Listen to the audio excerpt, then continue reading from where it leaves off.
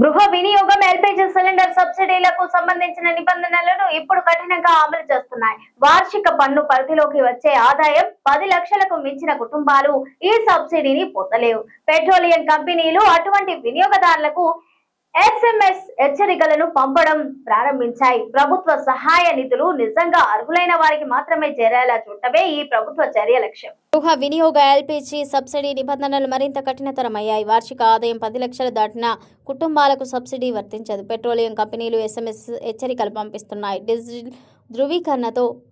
Digital ధృవీకరణతో అర్హులను గుర్తించి నిజమైన లబ్ధిదారులకు ప్రభుత్వ సహాయం చేరేలా చూడటం ఈ మార్పుల లక్ష్యం. గృహ వినియోగ ఎల్పీజీ సిలిండర్ సబ్సిడీలకు సంబంధించిన నిబంధనలను ఇప్పుడు కఠినంగా అమలు చేస్తున్నారు. వార్షిక పన్ను పరిధిలోకి వచ్చే ఆదాయం 10 లక్షలకు మించిన కుటుంబాలు ఈ సబ్సిడీని పొందలేవు. పెట్రోలియం కంపెనీలు అటువంటి వినియోగదారులకు ఎస్ఎంఎస్ హెచ్చరికలను పంపడం ప్రారంభించాయి. ప్రభుత్వ సహాయ నిధులు నిజంగా అర్హులైన వారికి మాత్రమే చేరేలా చూడటమే ఈ ప్రభుత్వ లక్ష్యం. వనరుల నాణ్యమైన పంపిణీ వ్యవస్థలో పారదర్శకతను నిర్ధారించడానికి మొత్తం ప్రక్రియను వేగవంతం చేశారు. కేంద్ర ప్రభుత్వం ఎల్పీజీ సబ్సిడీల అర్హతను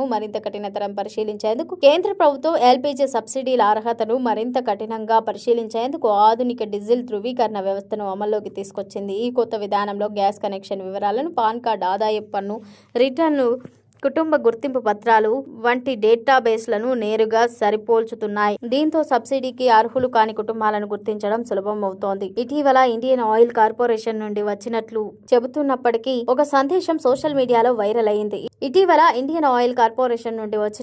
చెప్పబడుతున్న ఒక సందేశం సోషల్ మీడియాలో వైరల్ అవుతోంది. ఈ సందేశంలో వినియోగదారుడు లేదా వారి కుటుంబ సభ్యుల మొత్తం పన్ను పరిధిలోకి వచ్చే వార్షిక ఆదాయం ప్రభుత్వం నిర్ణయించిన పరిమితిని మించితే 7 రోజుల్లోపు తమ వివరాలను నవీకరించాలని సూచించారు. ఈ ప్రక్రియలో కేవలం కనెక్షన్ హోల్డర్ ఆదాయం మాత్రమే కాదు, మొత్తం కుటుంబ ఆదాయం కూడా పరిగణలోకి తీసుకుంటారు. ప్రభుత్వం ఇప్పటికే పహల్ పథకం కింద సంవత్సరానికి 10 లక్షలకు మించిన ఆదాయం కలిగిన కుటుంబాలు ఎల్పీజీ సబ్సిడీకి అర్హులు కాదని స్పష్టం చేసింది. గతంలో పహల్ గివ్ ఇట్ అప్ ప్రచారాల ద్వారా ఆర్థికంగా బలమైన కుటుంబాలు స్వచ్ఛందంగా సబ్సిడీని వదులుకోవాలని కోరారు. ఇప్పుడు అదే నిబంధనలను మరింత కఠినంగా అమలు చేస్తున్నట్లు తెలుస్తోంది.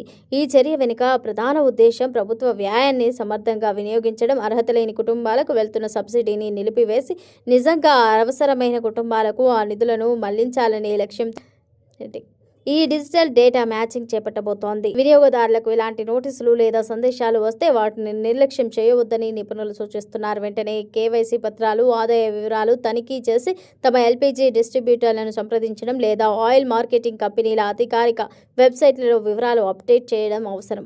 అయితే సబ్సిడీ నిలిపివేసిన గ్యాస్ సిలిండర్ సరఫరాపై ప్రభావం ఉండదు. వినియోగదారులు మార్కెట్ ధర చెల్లించి సాధారణంగా గృహ వినియోగ ఎల్పీజీ సిలిండర్లను పొందవచ్చు.